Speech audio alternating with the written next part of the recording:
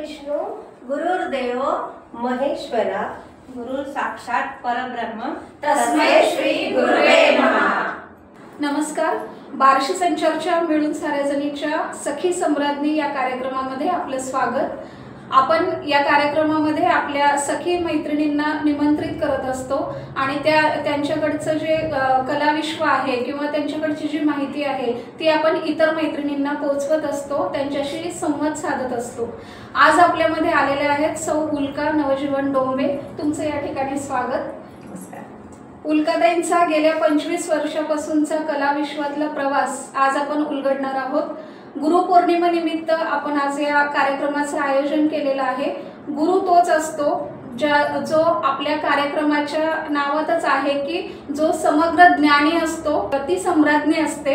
अशी आपली सखी सम्राज्ञी आपल्या कार्यक्रमामध्ये आहे। खूप कलाविश्वातलं अथांग ज्ञान, अनेक कलांनी निपुण अशा उल्काताई आहेत आणि त्यांचं वैशिष्ट्यच हे आहे की कला येणं खूप महत्त्वाचं असतं, कला शिकणं महत्त्वाचं असतं। त्याहून महत्त्वाचं आपण शिकलेली कला आपल्या विद्यार्थ्यांपर्यंत पोहोचवणं आणि त्यामधला दुवा हे गुरु असं एक स्थान असतं। तर त्यांचा प्रवास, कलाविश्वातला प्रवास, जीवन प्रवास सगळ्यांना थोडक्यात ज्ञात आहे, परंतु ज्या नवीन मैत्रिणी आहेत त्यांना सांगू इच्छिते की उल्काताई ह्या 4 बहिणी त्यांना आहेत आणि 4ही बहिणी अतिशय निपुण शिक्षण क्षेत्रामध्ये, कलाविश्वामध्ये, लेखन क्षेत्रामध्ये निपुण आहेत आणि खूप खडतर संघर्ष आईवडिलांच्या काळात प्रत्येकालाच जाणवलेला असतो, तसा उल्काताईंना पण तो अनुभव भरपूर आहे आणि अशा खडतर प्रवासातून, भरपूर संघर्षातून त्यांनी स्वतःचे कलाविश्व, कला दालन जे की नेहा हॉबी क्लासेसच्या माध्यमातून बार्शी शहरामध्ये सगळ्यात प्रथम उभा केलेलं एक असं दालन आहे जिथे सगळ्या कला शिकवल्या जातात। आज उल्काताईंच्या हातून कितीतरी विद्यार्थिनी घडलेल्या आहेत, हो ना उल्काताई? बऱ्याच विद्यार्थी घडून त्या पण आता गुरु झालेल्या असतील, बऱ्याच जणांच्या आहेत। म्हणजे आता सध्या तरी म्हटलं तरी पुण्यामध्ये माझ्या विद्यार्थिनींचे 3 बुटीक आहेत। म्हणजे मेन माझं फॅशन डिझाईन युनिट हे मेन होतं आणि हॉबी क्लासेस हे साइड बाय साइड होतं। 2000 साली मी फॅशन डिझाईनचे क्लासेस चालू केले, शिवण क्लास आणि फॅशन डिझाईनचे। त्याच्याबरोबर हॉबी क्लास मात्र होतेच, पण फॅशन डिझाईनमध्ये आता सध्या 3 ते 4 जणी पुण्यामध्ये त्यांची बुटीक खोलून व्यवस्थित सेट झालेले आहेत। किती छान। म्हणजे एका गुरुला हीच मोठी गुरुदक्षिणा की त्यांचे विद्यार्थी गुरु झालेले आहेत आणि खूप चांगल्या रीतीनं व्यवसायाभिमुख झालेले आहेत। तर ह्या सगळ्या गोष्टी आणि त्यांचं एक प्रात्यक्षिक पण आपण कलेचं बघणार आहोत, कारण गुरु म्हणल्यावर गुरुची दक्षिणा तीच असते की ज्ञान त्यांचं आविष्कृत होणं। त्यामुळे आजचा भाग हा सगळा विद्याविभूषित आणि साक्षात गुरुदर्शन कलेतून होणार असा हा एक अनोखा भाग मैत्रिणींसाठी आहे। चला तर मग आपण सुरुवात करूयात। उल्काताई, मला पहिल्यांदा सांगा की कला शिकणं खूपच म्हणजे प्रत्येकालाच आवडतं, सगळ्या मैत्रिणींना म्हणजे तो एक छंद म्हणून आवडतं, कुणाला व्यवसाय म्हणून आवडतं की कुणाला रिकामा वेळ जात नाही म्हणून काहीतरी करावं असं म्हणून आवडतं। मग तुम्ही कलेचं संपादन कशा माध्यमातून केलं? नाही, माझं कसं शिक्षण चालूच होतं। मला आता 9वी 10वी नंतर थोडीशी सुट्टी, म्हणजे 8वीतली सुट्टी, 9वीतली सुट्टी, 10वीतली सुट्टी अशा ह्याच्यात मी रांगोळी क्लास, मेहंदी क्लास, कुठं हँड एम्ब्रॉयडरी त्यावेळेस खूप चालायचे त्या काळात। हँड एम्ब्रॉयडरीचे क्लास, पेंटिंगचे क्लास एक हॉबी म्हणून केले, मला आवड आहे म्हणून केले। असं मला खरं तर याच्यातच जास्त आवड होती, शिक्षणाचं तेवढं काही नव्हतं, पण माझ्या आतून म्हणजे आतून असं वाटायचं कुठं की नाही शिकलं तर पाहिजे, डिग्री पाहिजे आपल्याला। मग साईड बाय साईड डिग्री करत करत पण मी लग्नाच्या आधी सुद्धा क्लासेस घेत होते, मेहंदी रांगोळीचे वगैरे मी क्लासेस आधीपासून घेत होते। म्हणजे मला ते काय म्हणतात, माझी आई शिक्षिका होती ना, म्हणजे मला ते टीचिंगचं मला पहिल्यापासून थोडंसं टच होतं त्याचा की आपण ते दुसऱ्याला आपल्याकडे जे आहे ते दुसऱ्याला दिलं पाहिजे आणि दिल्याने वाढतं, बरोबर। त्याच्यामुळे तेव्हापासूनच मला ती सवय होती। आणि जेव्हा ग्रॅज्युएशनच्या दिवाळीमध्ये माझं लग्न झालं, त्याच्यानंतर मी लग्न होऊन जेव्हा इथं आले तेव्हा मी माझं शिक्षण चालू ठेवलं, ग्रॅज्युएशन केलं, MA केलं, डेप्युटी एड केलं, असं करत करत साईड बाय साईड म्हणजे ह्याच्याबद्दल पण जॉबबद्दल पण खूप सर्वे केला। पण परत असं वाटायला लागलं की जॉबबद्दल सर्वे केला, पण लेडीजचं कसं असतं की घर सांभाळून बाकीचं सगळं करावं लागतं. मग तो विचार केला की आपण घर सगळं सोडून तिथं जाणार आणि तेवढा वेळ आपण बाहेर राहणार. मग आमचं होतं जॉईंट फॅमिली पूर्ण, आम्ही जवळजवळ 12-16 लोक होतो घरात. मग तेवढ्यांना सगळ्यांना मॅनेज करून हे बाहेर जाणं होईल का नाही थोडंसं मनात म्हणजे किंतु होता. मग असं विचार केला की आपण घरातच चालू केलं तर काही हरकत नाही. आणि तसं माझ्या सासूचे लोक खूप कोऑपरेटिव्ह होते.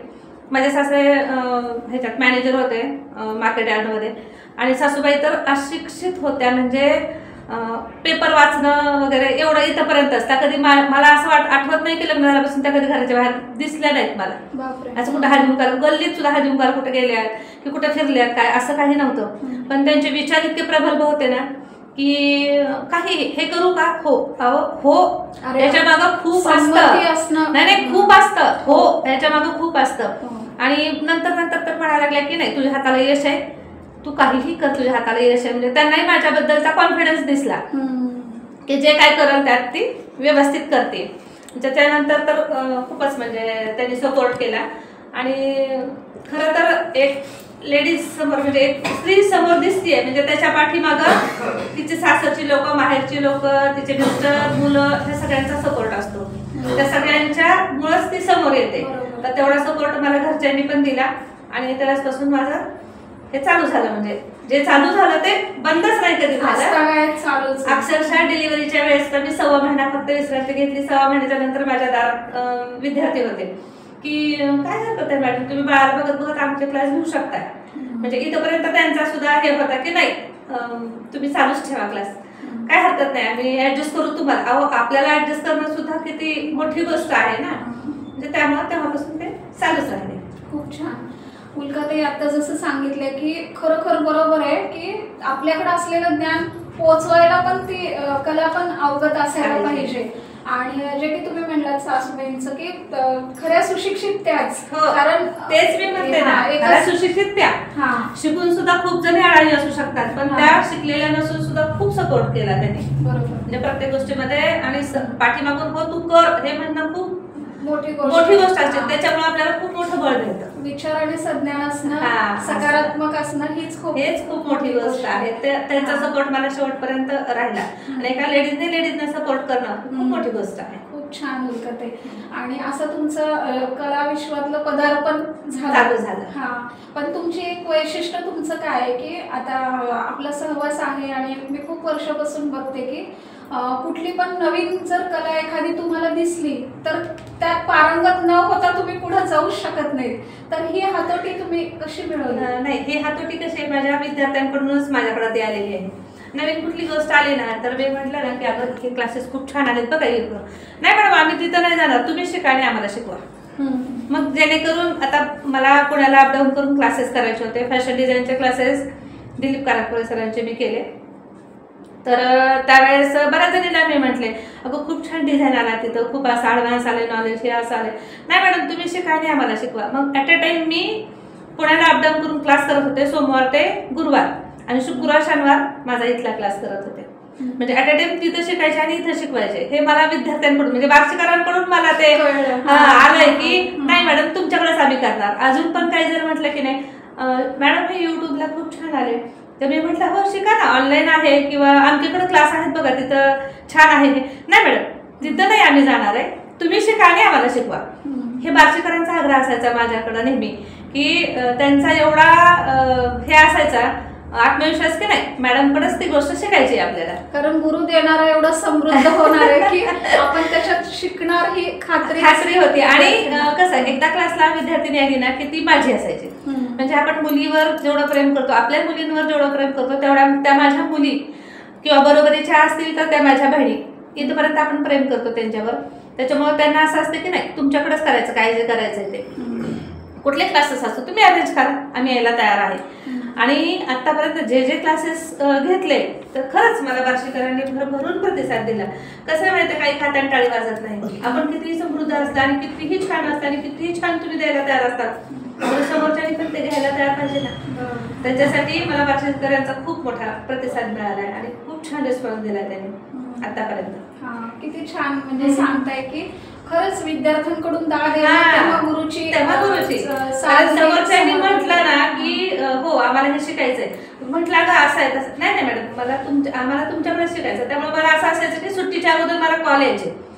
आता उन्हाळ्याची सुट्टी किंवा दिवाळी सुट्टी असते ना, त्याच्या अगोदर त्यांच्या पालकांचे फोन यायचे, आणि या वर्षी नवीन काय आहे क्लासमध्ये. त्याच्यामुळे मला असं रेडी राहावं लागायचं की आता हे जुनं झालंय आणि आपल्याला ह्या सुट्टीसाठी नवीन काहीतरी शिकायला पाहिजे, कारण आपल्याला ते पुढे द्यायचं, प्रेझेंटेशन करायचंय. त्यासाठी मला रेडीच असावं लागायचं की आम्ही कुठं जाणार नाही मॅडम, ह्या वर्षी नवीन काय आहे तुमच्याकडं.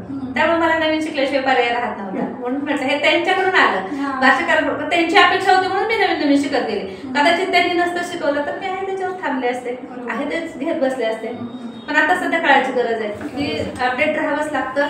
सध्या नवीन काय आहे, आता फॅशन डिझाईनचे क्लासेस माझे चालू आहेत, तर आता युट्यूबला काय आहे आणि नवीन काय आलंय हे अपडेट राहावंच लागतं आणि ते क्लासमध्ये ऍड करावंच लागतं. मी त्यांना सांग आता क्लास घेताना तुम्ही आता क्लासला ऍडमिशन घेतलंय, आपला 3 महिन्याचा 6 महिन्याचा क्लास असतो फॅशन डिझाईनचा, पण आता हा सिलेबस आहे, पण ह्या 3 महिन्यात किंवा 6 महिन्यात जर काही नवीन आयटम आला बाजारात तर तो माझ्या क्लासमध्ये असणार आहे. म्हणजे त्यांना असं वाटतं की आपल्याला पूर्ण शिकायला मिळणार, म्हणजे ते शिकायसाठी आणखी कुठे जायची गरज नाहीये, सगळं असं ठेवावं लागतं. तर म्हणजे त्यांची मनाची तयारी असते की त्यांची हे पण आम्हाला शिकायला मिळणार आहे का, ठीक आहे काही प्रॉब्लेम नाही. असं खूप छान होतं ते. आता आपण आपल्या जुन्या मैत्रिणींना तर तुम्ही माहिती आहात आणि क्लास पण माहिती आहेत, पण ज्या नवीन मैत्रिणी बघतायत त्यांच्यासाठी क्लासची उजळणी एकदा होऊ देत. कुठले कुठले क्लास तुम्ही शिकवता? आपल्याकडे आता सध्या फॅशन डिझाईनचा जो क्लास होता ना, तो मी फुल फॅशन डिझाईनचा क्लास घेत होते. तो 1 वर्षाचा क्लास असायचा. पण कसं आहे, विद्यार्थ्यांकडून मला अशी मागणी आली की बऱ्याच जणी असायच्या की ज्या लेडीज असायच्या त्या म्हणायच्या मला 2 मुलंच आहेत, त्यामुळे मला ड्रेस वगैरे काही शिकायचे नाहीत, मला फक्त ब्लाउजच शिकायचे. किंवा मुलींना इच्छा असायची की मॅडम मला ब्लाऊज काय नको, मला ड्रेसेस शिकायचे. मग मी काय केलं, त्याचे पार्ट काढले. मग त्याच्यात अगोदर काय केलं, ब्लाऊजचा ड्रेस, ह्याचा ड्रेसचा एक क्लास, असे वेगवेगळे पार्ट काढले. गाऊन्स आहेत, वेस्टर्न टॉप आहेत, नंतर फ्रॉक आहेत, नऊवारी साड्या आहेत, घागरे, लाचे, पेटिकोट, स्कर्ट वेगवेगळ्या प्रकारचे, असं सगळे वेगळे पार्ट केले. हे झालं शिवण क्लास किंवा फॅशन डिझाईन मधलं. आणि हॉबी क्लासेसमध्ये तर आपल्याकडे सगळंच आहे. आता सध्या शिबिर वगैरे जे झाले स्कूलमधनं वगैरे शिबिर होतात, त्याच्यात पेंटिंगचे ग्रीटिंग्स म्हणा, हे फ्लावर आपण आता घेणारच आहेत, हे नंतर हे फ्लावर आहे, नंतर स्टेन्सिल रांगोळी आता नवीन आलेली आहे, नंतर रांगोळीचे तर खूप प्रकार आहेत, सिनेरी रांगोळी आहे, काचबोटी रांगोळी आहे, म्हणजे रांगोळीमध्ये बरेच प्रकार आहेत, पेंटिंगचे बरेच प्रकार आहेत. म्हणजे म्हणलं ना आता सध्या बाजारात जे काय आहे ते आपल्याकडे आहे, फक्त समोरच्याने विचारायचं हे आहे का, तर त्याला उत्तर होच असणार आहे. कारण आपल्याकडे कुठलाच क्लास नाहीये असं नाही. आपण रेसिपीचे पण क्लास घेतो, केकचे पण क्लासेस असतात, नेहमीच असतात, बॅचेस असतात त्याच्या, कारण त्यांना कसं एक 10 जणींचा ग्रुप लागतो आपल्याला ते घ्यायला, त्यामुळे ते पण असतात. आणि केकचे क्लास किंवा आईस्क्रीमचे क्लास, उन्हाळा असेल तर कोल्ड्रिंकचे क्लास, असे सगळे, म्हणजे सरबताचे, सँडविचचे, असे सगळे, म्हणजे ते रेसिपी मधलं पण सगळं असतं आपल्याकडे. म्हणजे हे सगळेच क्लासेस आपल्याकडे ऍट अ टाइम चालू असतात, की जेणेकरून ग्रुप मिळाला आपला की आपली बॅच चालूच. आपण बघतोय मैत्रिणींनो की उल्काताई असं एक व्यक्तिमत्व आहे, समृद्ध व्यक्तिमत्व, कलागुणांचा समृद्ध साठा ज्यांच्या ठाई बघायला मिळतो, ते असं हे गुरुतुल्य व्यक्तिमत्व असं म्हणू शकतो आपण. कारण कला ही अशी एक गोष्ट आहे की ती शिकायची म्हणलं तरी ती सहजतेने शिकता येत नाही, कारण त्यातले सगळे बारकावे माहीत असावे लागतात. आणि जेव्हा एखादी कला आपण स्वतः शिकायलाच खरं तर खूप वेळ लागत असतो प्रत्येकाला, परंतु ती झटकन शिकून त्याचे क्लास घेणं आणि शिकवणं ही खरोखर खूप मोठी म्हणजे दिव्य कमवण्याचं असं आहे. तर आपण आत्ताच बघितलं की त्यांनी किती क्लासेस घेतात. ह्याबरोबर तुमचा हा पण अनुभव आहे की शाळेमध्ये जाऊन आत्ताच तुमच्या शिबिर घेतात, दर सुट्टीमध्ये आपले कुठे कुठे शिबिर चालूच असतात. अक्षरशः ॲडव्हान्स बुकिंग चालू असतं. त्याचं कसं असतं, काही ठिकाणी 5 दिवसाचे क्लासेस घेतात, काही 1 डे घेतात, काही जसं असेल तसं. पण असं असतं की त्या मुलांना जायचं, म्हणजे 1 डे जिथं असतात तिथं फक्त समोर आपण दाखवायचं, मुलांनी फक्त बघायचं, तिथं त्यांना मग हाताळायला मिळत नाही. पण जिथं 5 दिवसाचे क्लासेस असतात ना, तिथं मग मुलांना पण प्रॅक्टिस, मुलं पण काय काय वस्तू तयार करतात, त्यातून किती आनंद, आणि प्रत्येक घरात ती वस्तू जाते, की बाबा आमच्या शाळेमध्ये शिबिर झालं आणि त्या शिबिरमधून आम्ही ही गोष्ट शिकलो, आमच्या मॅडमने शिकवली, हे अजून थोडंसं, आणि त्यांना केल्याचा आनंद खूप छान असतो. एक 4-5 दिवसाचं उन्हाळी शिबिर असतात आणि काही ठिकाणी वन डे असतात की नाही, नुसतं प्रेझेंटेशन करा तुम्ही, मुलं बघतील आणि करतील परत नंतर, म्हणजे असंही काय असतं. पण त्याच्या अक्षरशः बुकिंग चालू असतात की ह्या 15 दिवसात इथं आहे, तर पुढच्या 15 दिवस इथं. आपण लिंगायत समाजासाठी सुद्धा मानूरकडच्या मठात एक शिबिर घेतलं होतं, फ्री ऑफ चार्ज घेतलं होतं. तिथं जवळजवळ 50-60 विद्यार्थी होते. त्या सगळ्या विद्यार्थ्यांना, आणि विशेष म्हणजे 5 दिवसाचं होतं ते, की सगळ्या मुलांनी माळा केल्या होत्या, फुलांच्या माळा केल्या, नंतर मला वाटतं रांगोळी केली, रांगोळीचे पॅचेस केले, फुलांच्या रांगोळ्या केल्या आणि त्या तशाच ठेवल्यात मठामध्ये आहेत ते, की जेव्हा कार्यक्रम असतील तेव्हा ते सेट करतात सगळं. आपण रजाई शिवण्याचं पण रजाई प्रशिक्षण पण होतं. नंतर कापडी बॅगा असतात, ते बचत गटातर्फे मला कुसळंबर झालं होतं ते शिबिर, एक 15 दिवसाचं शिबिर झालं होतं. त्याच्यामध्ये गोधडी प्रशिक्षण म्हणून होतं, स्पंजबादी घालून इतक्या लेडीजनी त्यात इंटरेस्टेड केलं ना, त्या रजाई आपल्या मॉलला गेल्या परत नंतर. म्हणजे त्या लेडीज ज्या फ्री मध्ये होत्या ना, म्हणजे त्यांना खरंच काही काम नव्हतं आणि काम करायची इच्छा होती, पण काय करावं हे सुचत नव्हतं. तर आपण एक 15 दिवसाचं काहीतरी गोधडी प्रशिक्षण दिलं आणि त्यावेळेस कापडी बॅगा वगैरे त्यांना शिकवल्या होत्या. तर ते त्यांचं मॉलला गेलं, ते सगळं पूर्ण, म्हणजे त्या बचत गटाच्या मॅडम होत्या, त्यांनीच ते पूर्ण कॉन्ट्रॅक्ट घेतलं, त्यांना ते तयार करायला लावलं, ते परत मॉलला मार्केटिंग केलं त्याचं, आणि त्यांना एक उद्योग मिळाला, म्हणजे घर बसल्या काम मिळालं. त्यामुळे त्या खूप आनंदी होत्या की बाबा मला चालू झालं, काही ना काही करायची इच्छा होती, पण काय करावं हे कळत नव्हतं. बरोबर. जसं उल्काताई आत्ताच म्हणलात की असं खूप जणांना इच्छा असते पण काय करावं कळत नाही, आणि काही जणींकडे समजा आहे कला आणि बनवलेलं आहे, तर बाजारपेठ कशी मिळवायची, मार्केटिंग, तुमचा काय अनुभव आहे? मार्केटिंगला कसं करायचं असतं, जे मॉल वगैरे आहेत ना, ते जे तिथले मेन मॅनेजर वगैरे आहेत किंवा जे मेन लोक आहेत त्यांना जाऊन भेटायचं, आपल्या वस्तू त्यांना दाखवायच्या, त्याचे रेट ते आपल्याला म्हणजे आपल्या बाजारात ते रेट, म्हणजे आपण पर्सनल 1 by 1 जेवढं विकतो तेवढं आपल्याला रेट मिळत नाही तिथं, पण तुम्ही जर लॉटनी घेताय तर मग तेवढं सहन करावं लागतं तुम्हाला. आणि अक्षरशः मी सुद्धा कितीतरी जणांना मॉलला असं लावून दिलं की काळा तिखट आहे, तांबडा तिखट आहे, कुठं कुरवडे पापड्याचे पॅकेट आहे, कुठं काय आहे, तर हे जे घरी करतायत ना त्याचे पॅकेट तयार करून त्याच्यावर स्टिकर लावून ते आपण मॉलला पण थोडासा कमी रेंजमध्ये देऊ शकतो, पण होलसेल रेट असतो त्यांचा, पण बरोबर आहे त्याला पण थोडं क्वांटिटी भरपूर असते, त्यामुळे ते परवडतं आणि हाताला काम मिळतं, हात आपला चालू राहतो सारखा. अक्षरशः काळी चटणी आहे, शेंगदाणे चटणी आहे, हे सुद्धा खूप चालतं, म्हणजे हे सगळ्या मॉलला देऊ शकतो. खाद्यामधलं खूप, आणि खाद्यामधलं जास्त जातं, म्हणजे कसं असतं की बाहेरून वरून येतं सगळं, पण हे टिकणारं नसतात ह्या वस्तू जास्त ना, त्यामुळे ह्या गावातल्या गावात ह्या आपल्याला आपण देऊ शकतो लोकांना. आणि आपल्याला आपण घरापर्यंत विचारायला गेलं तर आपल्याला तेवढं व्हॅल्यू नसतो, पण मॉल मधून आली ती वस्तू म्हणजे की तीच आपली इकडचीच वस्तू असते, पण कुठून आणलं तर मॉल मधून आणलं, हा थोडा फरक असतो त्याला. म्हणजे बघा किती छान कला जगवते माणसाला. हो ना. हे जे आपण पूर्वीपासून ऐकत आलो ते आता परत त्याचं म्हणजे परत तेच चालू झालेलं आहे की म्हणूनच कला कौशल्याला भर देऊनच प्रत्येकीने आपली समृद्धी वाढवायला पाहिजे.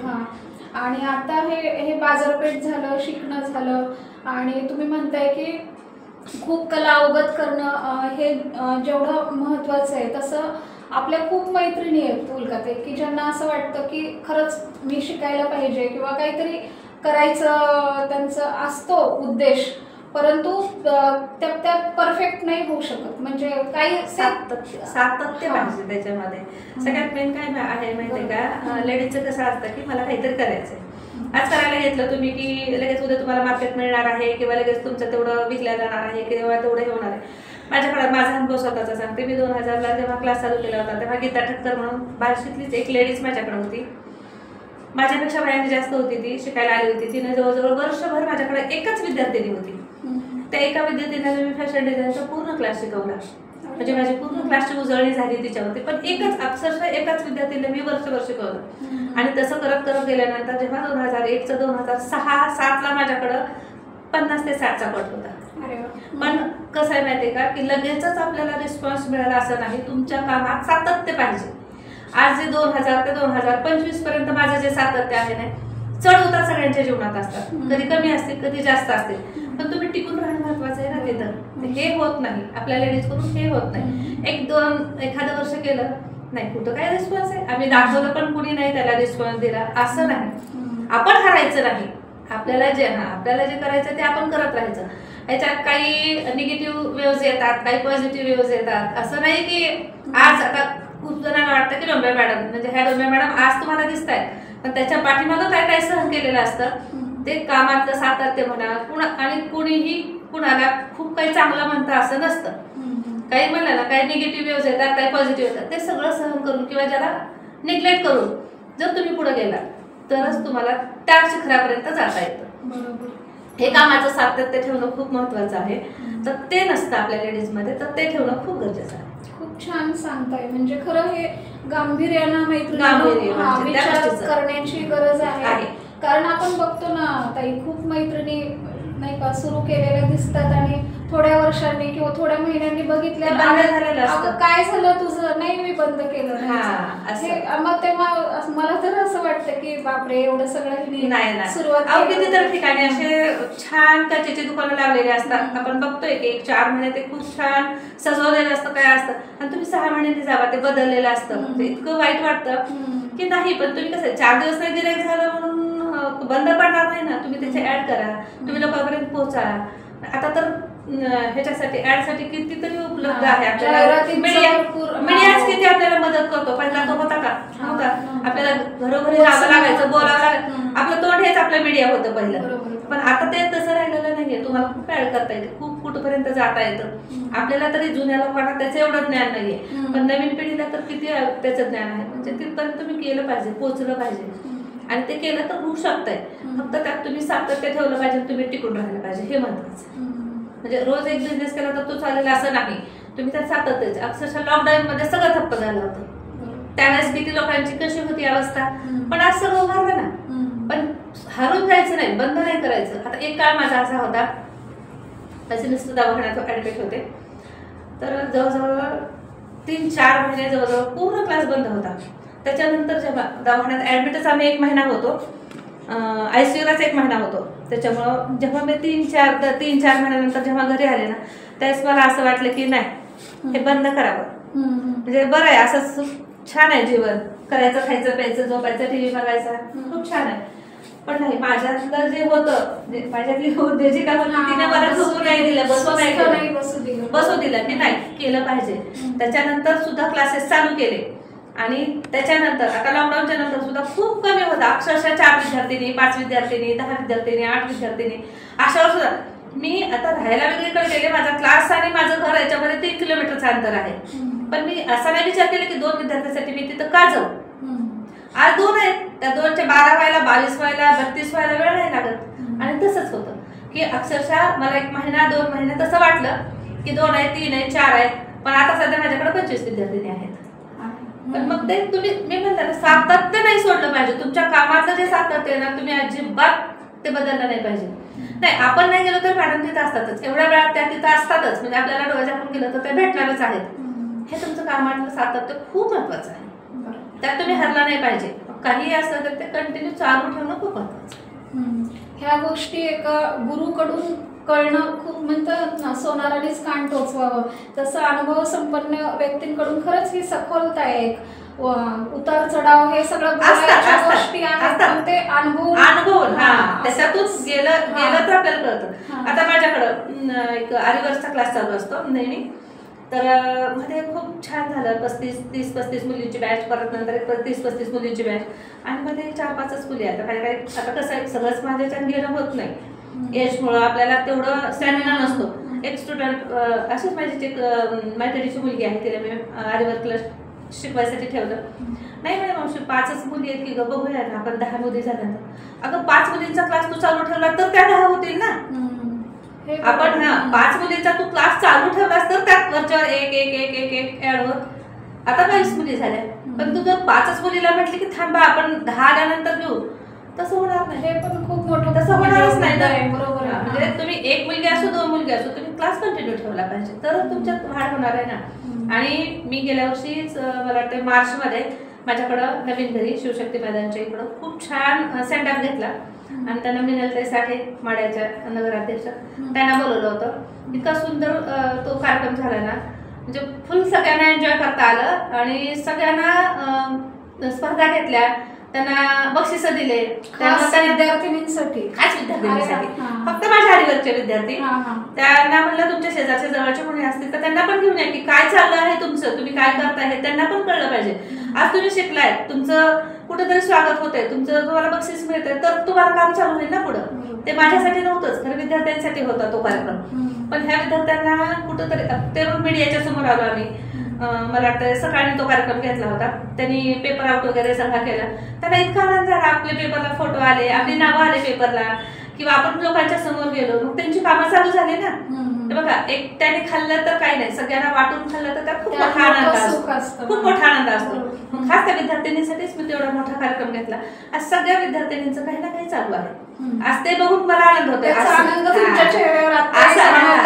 आनंद मला होतोय की मी शिकवलेल्या विद्यार्थिनींच्या हातात काम आहे, हे महत्वाचं आहे. मला जे मिळालं पाहिजे असं नाही, मी तेच म्हणलं, आता वाटून खाल्लं पाहिजे, की सगळ्यांना काम मिळतंय. आणि आता सुद्धा मी जे टीचिंग वगैरे करते ना, तर ते माझं फक्त कटिंग असतं, पण माझ्या हाताखाली 10 ते 12 विद्यार्थिनी स्टिचिंगसाठी असतात, माझं कटिंग असतं. शिवायला 10 ते 12 विद्यार्थिनी, म्हणजे माझ्या जुन्या विद्यार्थिनी किंवा नवीन आल्या, हात चांगला असला, साफ असला, फिनिशिंग असेल तर काय हरकत नाही, चल लगेच तुला काम चालू. म्हणजे त्यांना पण असं वाटतं की चला आपलं काम चालू झालं लगेच. आणि त्यांच्या हातात जेव्हा काम दिसतं तेव्हा शेजारचे 4 लोक त्यांना काम देतात. माझं काम जेव्हा त्यांच्या हाताखाली, हा मी आज 4 ब्लाऊज शिवले, खूप छान शिवला, खूप छान होता, हे जेव्हा शेजारच्या 4 बायका बघतात तेव्हा त्यांना काम मिळतं. मागच्या 6 महिन्यांनी वर्षांनी माझं काम बंद करतात, नाही मॅडम खूप लोड आहे आता सध्या कामाचा, पण त्यात मला वाईट नाही वाटत, मला त्यात आनंद वाटतो.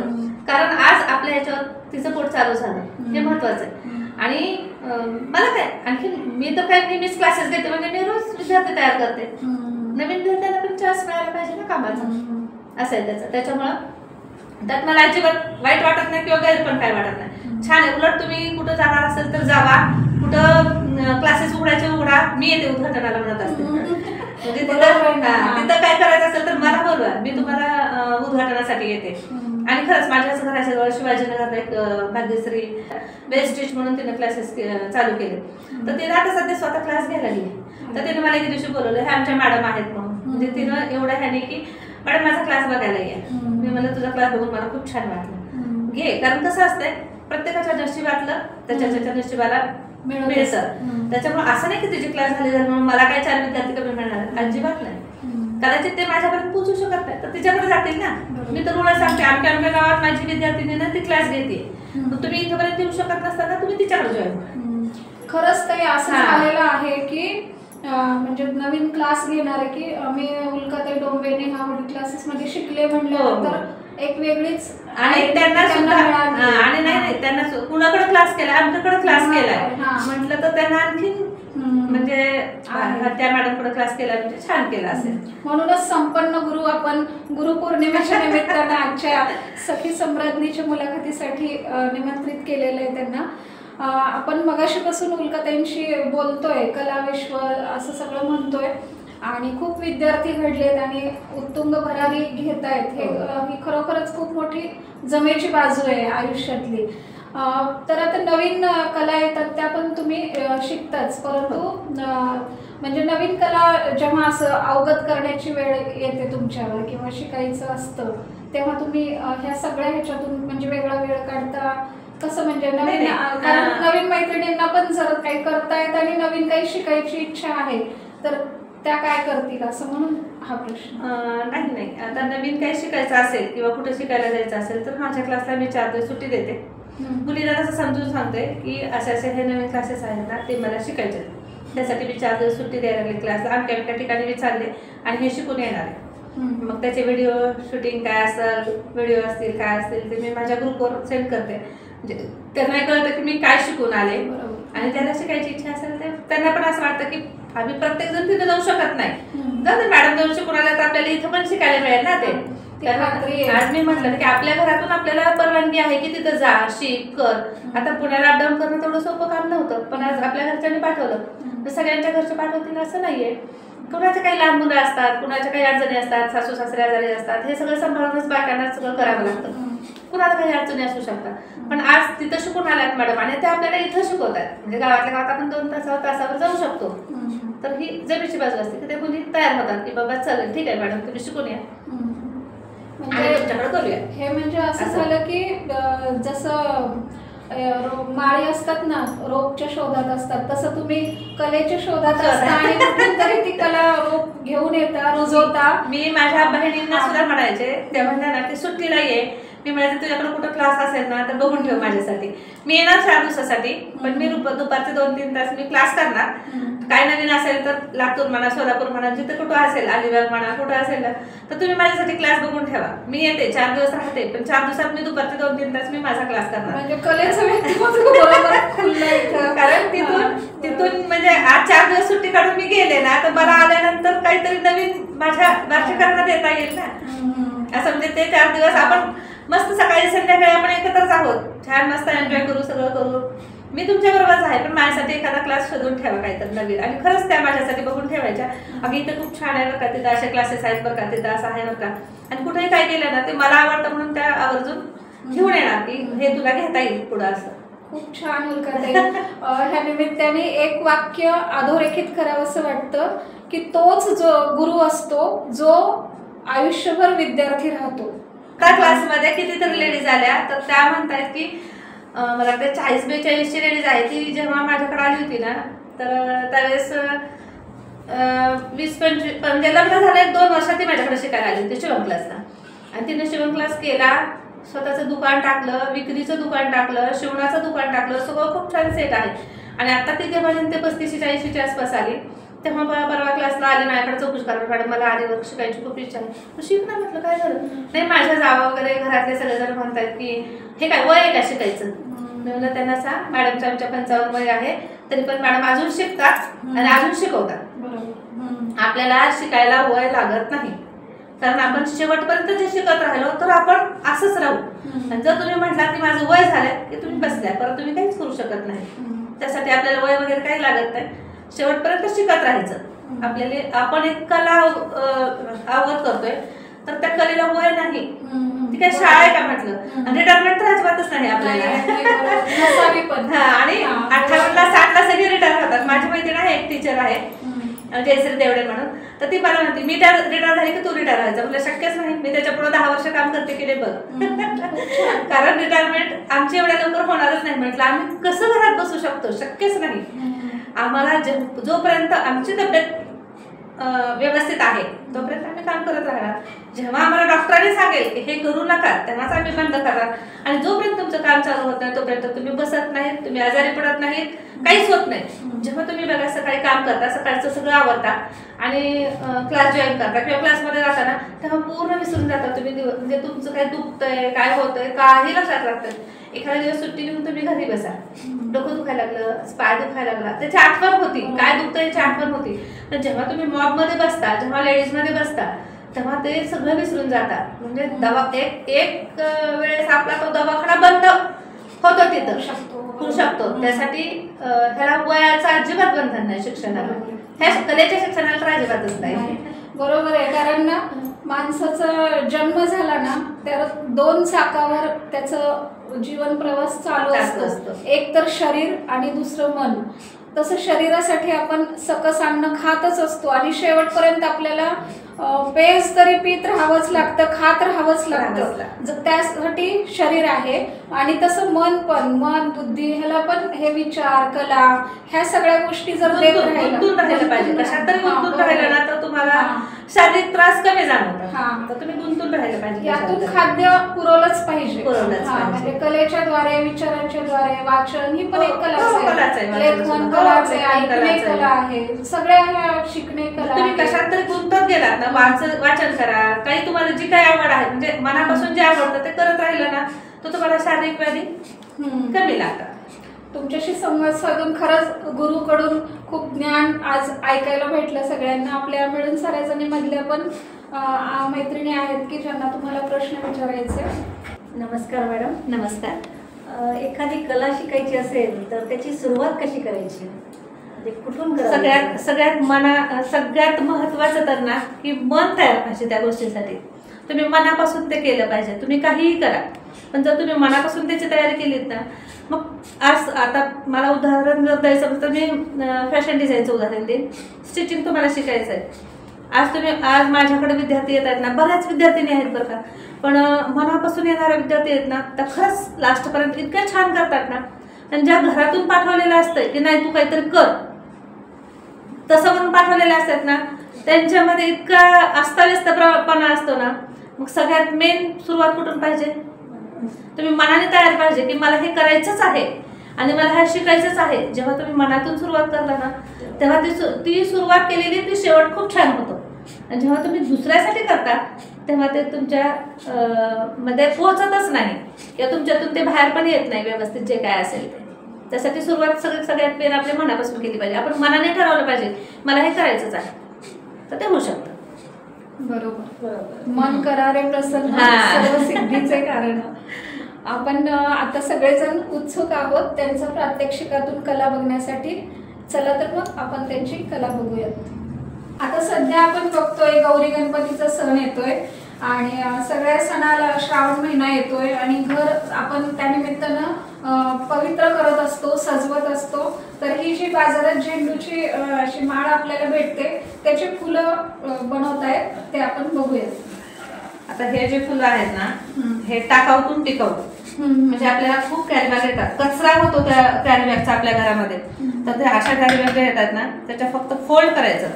ह्या ज्या बाजू आहेत ना, ह्या दोन्ही फोल्ड करून घ्यायच्या. इकडची पण बाजू ही फोल्ड करून घ्यायची आणि त्याची घडी घालताना ही अशी घालायची, ही अशी घडी घालायची. अशी घडी घातल्यानंतर आपण काय करणार, ही इकडची खालची बाजू जी आहे पूर्ण पॅकिंगची बाजू ती पूर्ण आपण काढून घेणार आहोत. हे पूर्ण कट करून घ्यायचे आपल्याला. आणि जे हँडल आहे समोरचं वरचं हँडल ते पण आपण कट करणार. हे पण हँडल आपण कट करणार. आणि हे खरंच घरातनं जिथून कचरा येतो ना, मुलांना सुट्टीच्या दिवसात काय करावं हा मोठा प्रश्न पडतो. तर मी जेव्हा खेड्यातून हे उपक्रम घेतला ना, तर त्यांना एवढा आनंद झाला ना की बापरे मॅडम घरात किती असतात ह्या. आणि अक्षरशः आदल्या दिवशी जे मी शिकवलं ते दुसऱ्या दिवशी अक्षरशः माळ तयार करून घेऊन आले मुलं. आणि म्हणे ह्या वर्षी त्या मॅडम जेव्हा भेटल्या मला, उपळ्या दुबालेच्या मॅडम होत्या, गाड्या मॅडम म्हणून, त्या म्हणे मॅडम आमच्या सगळ्या गावातून सगळ्यांच्या घरात ह्या वर्षी इतकं छान आरास वाटली. लक्ष्मी गणपतीला सगळ्यांकडं फुलांच्या माळा होत्या आणि तुम्ही तर शिकवल्या फक्त झेंडूच्या माळा शिकवल्या, पण अक्षरशः ते बघून त्यांना नवीन नवीन फुलं शिकायची म्हणजे ही झाली आवड आली ना, तर त्यांनी खूप नवीन फुलं तयार केली आणि त्याच्या माळा वगैरे तयार करून लक्ष्मीला आमच्याकडे एवढं प्रसन्न वाटलं. आणि शाळेत सुद्धा कुठलाही उपक्रम असला ना की अशा झेंडूच्या माळा सगळ्या फुलांच्या माळा त्याच्याकडे तयार असायच्या रेडी. त्यामुळं डेकोरेशनला एवढं सोपं जातं ना हे की जेव्हा आपण तयार करून ठेवतो तेव्हा. हे बघा हे पूर्ण चौकोन आपण केला, त्याचा पूर्ण गोल कट करून घेतला. हा त्याला फक्त खूप छोटे छोटे पार्टिकल्स करायचे त्याचे, खूप छोटे पार्टिकल. जेवढे तुम्ही छोटे पार्टिकल करता ना तेव्हा ते फुल जास्त उमलतं, पाकळ्या भरपूर होतात त्याच्या. आणि मग हे तुम्ही मी एकच पिशवी धरलेली आहे, तुम्ही हे 2 पिशव्या 3 पिशव्या जरी एकत्र धरल्यात तर जेवढं तुम्ही जास्त धरतात तेवढं ते फुल मोठं होतं. मग तुम्हाला फुलांची माळ केवढी करायची आहे, मोठ्या फुलांची करायची छोट्या फुलांची करायची ते तुमच्या याच्यावर डिपेंड राहणार. ते खूप नाजूक. आता गणपतीचंच मंदिर आहे, खूप छोटीशी दिवळी आहे त्याची, तर तिथं तुम्ही छोटी छोटी फुलं करू शकता. किंवा तुम्हाला जिथं मोठा आरास करायचा आहे तर तिथं मोठे पण. आता बाहेरचा गणपती असतो तर तो मोठा असतो एकदम, तर तिथं तुम्ही मोठ्या माळा करू शकता. तर हे पूर्ण पार्टिकल्स असे त्याचे कट करून घ्यायचे. आणि ह्याचे जेव्हा फुलं तयार होतात तेव्हा जेव्हा 10 ते 12 फुलं तयार होतील तेव्हा त्याच्यामध्ये आपल्या स्ट्रॉ असतात, ग्रीन कलरच्या स्ट्रॉ. ह्या फुलाच्या माळा आहेत बघा तशा ग्रीन कलरच्या अशा स्ट्रॉ घ्यायच्या आणि स्ट्रॉचे कट करायचे, तुकडे कट करायचे आणि जाड दोरा घ्यायचा, त्याच्यामध्ये मोठी सुई घ्यायची आणि ते घालून ओवाळायचं. हे बघा हे जेव्हा तुम्ही ते सुट्ट करता, हे छोटंसं फुल झालं. ह्यात तुम्ही मोठं करायचं तर तुम्ही मोठं करू शकता. हे आणि विशेष म्हणजे टाकाऊतून टिकाऊ, कुठलाही खर्च नाही. त्यामुळे एवढे पालक खुश झाले होते. मुलं चला. पण रमतात ना. हा, मुलं पण रमतात आणि काहीतरी करायची त्यांना पण इच्छा होती ना. हा. हे बघा, हे हो. फुल तयार झालं. चुटकी सरशी झालं कमी वेळेत. कमी वेळेत, हा. काहीच वेळ लागत नाही ह्याला. अच्छा. तर हे जर असे तुम्ही छोटे छोटे फुलं केले, त्याच्यामध्ये तुम्ही जर हे घातले तर त्याच्यामध्ये छोटं करू शकता तुम्ही, मोठं करू शकता तुम्ही, काहीही करू शकता ह्याला. आणि स्वस्त मस्त. स्वस्त म्हणजे सांगते, हा, टाकाऊ तो सगळं. टिकाऊ, याला हो. काहीच पैसा लागत नाही. स्टॉलचे तर पॅकेट एवढं स्वस्त आहेत ना, 10 रुपयाचं पॅकेट आलं तर तुमच्या अख्ख्या 10 माळा होतात. आणि ही माळ बाजारात नाही म्हणलं तरी 35 ते 40 रुपयाला ही माळ आहे. बरोबर. एक माळ 35 ते 40 रुपयाला आहे. तर तुम्ही किती वेळात करू शकता ही? एक तासभर बसले मुलं तर सहज ही माळ तयार होते. हे फ्लॉवर्स खूप छान असं फूल उल्काताईंनी तयार केलंय आणि आपण बघितलंच ते कसं तयार केलेलं आहे. आता मी काय दाखवणार आम्हाला? आता त्याच्यामध्येच आपण हे छोटे रांगोळी मधले स्टेन्सिल रांगोळी म्हणून आलेली आहे. तर बऱ्याच वेळेला काय होतं माहितीये का, दिवाळीमध्ये तर खूप घाई असते. जेव्हा लक्ष्मीपूजन असतं, कितीचा मुहूर्त निघालाय? 3चा मुहूर्त निघालाय, 4चा मुहूर्त निघालाय. आणि जेव्हा आपण सकाळी उठतोय तेव्हा हे सगळं करणं शक्य नसतं. त्यावेळेला काय करायचं, हे असे स्टेन्शनचे साचे मिळतात, खूप स्वस्त मिळतात. हे 100 सव्वाशेला एक साचा असतो, 75ला आहेत, 80ला आहेत. हे तर 20, 25 रुपयाला आहेत. पण शॉप आहे आणि शॉपच्या कडेने आपल्याला एक 4-5 तर रांगोळ्या काढाव्या लागतील. अशा वेळेस आपल्याला सकाळी उठून आपलं सगळं आवरून पूजेची सगळी तयारी करून आपल्याला रांगोळीला वेळ नसतो. मग असं वाईट वाटतं की अरे दारात रांगोळीच काढायची राहिली. आणि रांगोळीशिवाय तर शोभा नाही, सुरुवातच नाही. शुभ आहे ते. तर मग अशा स्टेन्सिल्स आपण घेऊन यायच्या. आदल्या दिवशी संध्याकाळी निवांत जेव्हा आपल्याला वेळ मिळतोय ना, त्या वेळेमध्ये हे स्टेन्सिलने याच्यात रंग भरून ठेवायचे. आता हा ओम आहे. आता हा जो ओम आहे ना, त्याच्यामध्ये आपण रंग भरतोय. तर हा रंग आपण असं 2 बोटांनी भरायचा साधारण, आणि हा सगळा पूर्ण भरून घ्यायचा. आणि जेव्हा हे आपण भरत जातो रंग, तेव्हा ते तुम्हाला साईडला ते व्हाईट कलर असतो आणि मध्ये आपल्याला हा स्टेन्सिलची खाच असते. त्याच्यामध्ये आपण पूर्ण हे रंग भरतो. आणि जेव्हा भरून झालं ना, तर हे तुम्ही एकावर एक करून जरी बाकीकडे ठेवलं, एका बाजूला एका कोपऱ्यात हे सगळे ठेवले ना, सकाळी उठलं ना 10 मिनिटामध्ये ते तुम्ही मांडू शकता. किती वेळ लागतो?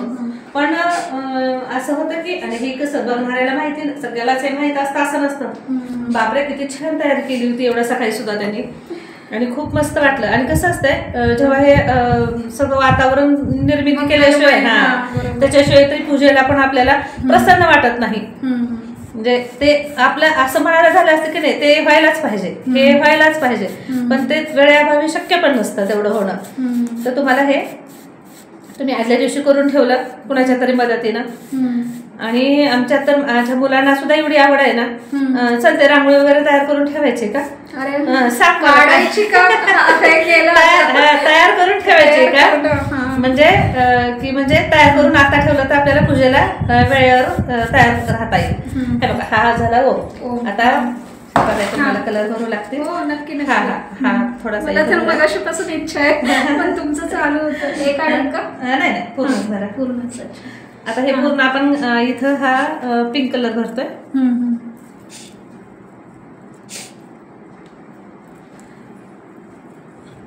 आणि हे जेव्हा होतं, म्हणजे ही सगळी जेव्हा तयारी होती, त्यात आणखीन एक तुम्हाला बोलत सांगते. तर पणत्या, सकाळी दिवाळीचा सण आहे, तर पणत्या आपल्याला घरात, आता घर समजा आपलं रो हाऊस आहे, तर आपल्याला पणत्या कमीत कमी किती लावा लागतात? भरपूर. माळच ना, पण माळ. एक समजा तुम्हाला 40-50 पणत्या लावायच्या, तुम्हाला किती वेळ लागेल? 40-50, अर्धा पाऊण तास. ते एक तास तरी पाहिजे. जरी आपण वाटी करून ठेवल्यात बाबा, संध्याकाळी आज वाटी करून ठेवल्यात, तरी पण तेल तयार आहे, तरी पण तेवढा वेळ आपला जातो. 1 तासभर तरी वेळ जातो पणत्या लावण्यात. आणि कसं असतं, वारा आला ही पण ती विजली, ती आपण लावली ठेवली. तर आणखीन एकदा तुम्हाला ह्यात पण तुम्हाला एक आयडिया देते. आपलं वॅक्स मिळतं बाजारात, खूप स्वस्त मिळतं, 60-70 रुपये किलो वॅक्स मिळतं. आपल्या बाजारातल्या पणत्या आणायच्या. आपल्याकडे फुलवाती असतात, ते पण मी गेल्या शाळेत इथे भेटा इथं. तर वॅक्सचं मला वाटतं कुंभाराचा एक मुलगा होता शिबिरमध्ये माझ्याकडं, तर त्यांनी खरंच ते केलं बरं का. तर मी काय म्हटलं, अरे इथं पंत्या कोण विकतं इथं गावात, म्हणजे आता गावात म्हणजे सगळेच विद्यार्थी असतात सगळ्या जातीचे. तर तो म्हटला, मॅडम आमच्याकडे आहे, मी कुंभारच आहे त्यामुळे आमच्याकडं पंत्या विकतात. मी म्हणजे तुला आणखीन एक चान्स देते, आणखी त्यात काही नवीन ऍड करायची. हे बघ म्हटलं, खूप स्वस्त मिळतो वॅक्स, आणि वॅक्स आणायचं, त्यात फुलवातीचं एक बंडल घेऊन यायचं त्यालाच, आणि प्रत्येक ह्याच्यात एक फुलवात घालायची आणि वॅक्स त्यात घालून ठेवायचं पंत्यामध्ये. आज तुम्ही 50 पंत्या जर तयार करून ठेवल्या ना, मेणबत्ती लावायला किती वेळ लागतो, तेवढाच वेळ पंती लावायला लागतो. अरे किती फास्ट होईल सांगा तुम्ही ते. जर तुम्हाला मेणबत्ती लावायला किती वेळ लागतो ना, तेवढा वेळ त्या पंत्या लावून होतात आपल्या, का तर आपण वॅक्स घालून ठेवलेलं असतं. तर खरंच त्या मुलाला एवढं आवडलं आणि त्यांनी मला फोन करून सांगितलं, मॅडम माझ्या वॅक्सच्या पंत्या एवढ्या विकल्या गेल्या ना, माझे वडील खूप खुश झाले. पहिल्यांदा करताना म्हणत होते, काही करतो का रे उगीच, असं कुठं कोणी घेत असतं का. पण मी म्हटलं, अरे तुम्ही द्यायला तयार असतात ना, तर समोरचे घ्यायला तयार असतात. कुणाला करायचं म्हणजे वेळ सध्या खूप महत्वाचा आहे सगळ्यांसाठी. तर त्याच्या इतका मार्जिन पण त्याला खूप छान मिळालं, आणि त्यांनी सगळा पॉकेट मनी आपला पुढच्या वर्षाची फी त्या ह्याच्यावर, नंतरचं जे 6 महिन्यानंतरची जी फी असते दिवाळीची, तर वडिलांना सांगितलं त्याने की नाही म्हणे माझ्याकडे आहे फी, काय द्यायची गरज नाही. मी परवा असं पंत्याचं केलं होतं ना, त्याच्यामध्ये मला एवढे पैसे मिळाले आणि मी फी भरू शकतो. म्हणजे आज तुम्ही शिक्षण झालं तरी जॉबची गॅरंटी कोण देत आहे, कोणीच नाही देत. तर आज तुम्ही शिकत शिकत हे करू शकताय ना. आज म्हणजे उद्योजकतेकडे तुम्ही जाऊ शकताय. त्यांना तेच सांगितलं की तुम्ही शिकत शिकत तुमचं पॉकेट मनी मिळवा, आणि अभ्यासाचा वेळ नका. आता जेव्हा त्याच्याकडे दुकान असतं तेव्हा ते दुकानात बसावंच लागतं त्याला, असं नाही तसं की सुट्टी असते दिवाळीची, मग अरे घरचं दुकान आहे तर तू मला मदत कर, असं वडिलांची किंवा आईची अपेक्षा असते की सुट्टी आहे तर तू मदत कर. पण त्या मदतीने पण त्यांनी एवढा छान त्याचा उपयोग करून घेतला, खूप छान. म्हणजे सगळ्यांना ती आयडिया खूप आवडली. रांगोळी गप्पा मारत तयार होतीये, झाली खूप छान. आता हे बघा, कलर कॉम्बिनेशन काय घ्यायला लागतंय ते थोडंसं, की जिथं डार्क कलर येतोय ना, तर त्याच्या शेजारी तुम्हाला फेंट घ्यावा लागतोय किंवा कॉम्बिनेशन. आता इथे आपण हा डार्क घेतला, राणी कलरला परत ग्रीन घेतला, ग्रीनला परत येल्लो घेतला, येल्लोला परत जांभळा घेतला. तर तुम्ही असं कॉम्बिनेशन घेतलं तर त्या रांगोळ्या उठून दिसतात. म्हणजे घेताना पण ते आपण थोडंसं कलेचं म्हणजे कलरचं थोडंसं आपल्याला पाहिजे, म्हणजे की बाबा याच्या शेजारी हा घ्यायला पाहिजे, त्याच्या शेजारी तो घ्यायला पाहिजे, म्हणजे आणखीन उठून दिसेल ती रांगोळी. तर अशा पद्धतीने आपल्या रांगोळी तयार होती. आणि रांगोळी काढत तुम्ही इतकी छान माहिती दिलीत ना ताई, भरपूर छान. म्हणजे एक दृष्टिकोन पण मांडला चांगला. शिकत शिकत तुम्ही बाकी पण काही करू शकता. बरोबर आहे. आणि कसं असतं, मुलांना आपण कमवलेल्या कष्टाचे पैसे खर्च करायला किती त्रास होतो हे, आणि त्या पैशाची किंमत कळते त्याला, की बाबा आपण शिकत शिकत हे केलं पण हा एवढे मिळाले, पण त्याला किती आपल्याला त्रास झाला, मग ते पैसे मिळवायला किती त्रास होत असतो, मग तो खर्च करायचा कसा हे पण विद्यार्थ्यांना कळतं ना. त्याच्यामुळे वाईट संगतीला किंवा वाईट दिशेला विद्यार्थी जात नाही, ती त्यांना थोडीशी समज येऊन जाते की नाही, कष्टाचा पैसा आहे तो नीटच वापरला पाहिजे. अशा ह्याच्यात आपली ही रांगोळी तयार झाली. याला तुम्ही थोडस फिनिशिंगची गरज आहे. आपण खूप घाईमध्ये काढली, पण काही नाही, आपण जेव्हा निवांत काढून ठेवू ना तेव्हा ही होऊन जाते, असं काही नाही. एखादं कापूस वगैरे घेऊन तर तुम्ही हे करू शकता.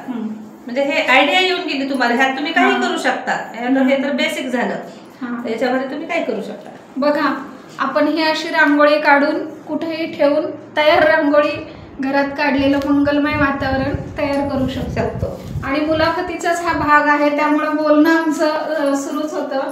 काही माहिती खूप छान. त्याच्यामध्ये आता ही एक डिझाईन आहे, ही पण तुम्ही एक वेगळ्या प्रकारे करू शकता. ही पण ती आहे, ह्याला इथं लाल कलर, इथं लाल कलर, इथं पिवळा कलर, इथं ग्रीन कलर किंवा चॉकलेटी कलर कुठलाही तुम्ही भरू शकता. हे बघा, इथं मध्ये तुम्ही लाल कलर भरला, ह्या पण तिला लाल कलर भरला. आता ह्या तर अशा पण त्या असं वाटतात की सगळीकडे ठेवाव्यात दिवाळीच्या ह्याच्यात, खूप छान वाटतं सगळीकडे अशा पण त्या असल्या की. आणि इथं येल्लो, आणि खूप फास्ट होतं हे. हम्म. आणि इथं थोडासा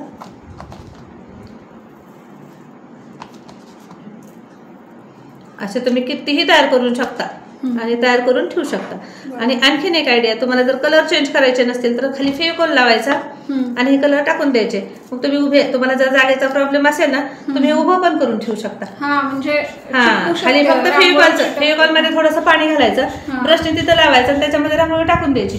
हे फिक्स मध्ये कधीही तुम्हाला उपयोगी पडते ती रांगोळी. तुम्हाला जर बदलायची असेल तर मात्र अशी द्यायची, हे काढून टाकायचे कलर, परत दुसरे कलर दुसऱ्या वेळेस भरायचे. तर दोन्ही आयडियाने तुम्ही हे करू शकता. खूप छान, खूप छान माहिती दिलीत आणि खूप चांगला संवाद उल्काताईंनी इथं हे सगळ्यांशी साधला.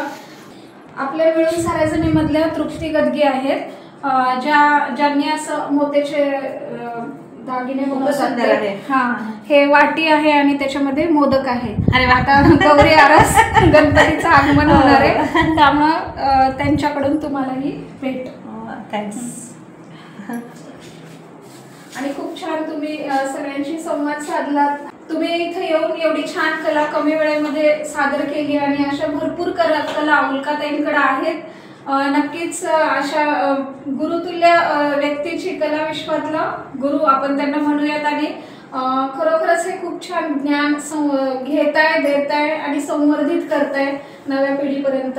त्यामुळे हा खूप छान ठेवा आहे आणि हा असाच तुमच्यामध्ये पण वृद्धिंगत होत राहो आणि तुमच्याकडून सगळ्यांना मिळत राहो ही गुरुचरणी प्रार्थना करून तुम्ही इथे आलात त्याबद्दल मनपूर्वक धन्यवाद. नक्कीच कसा वाटला व्हिडिओ कळवा. धन्यवाद.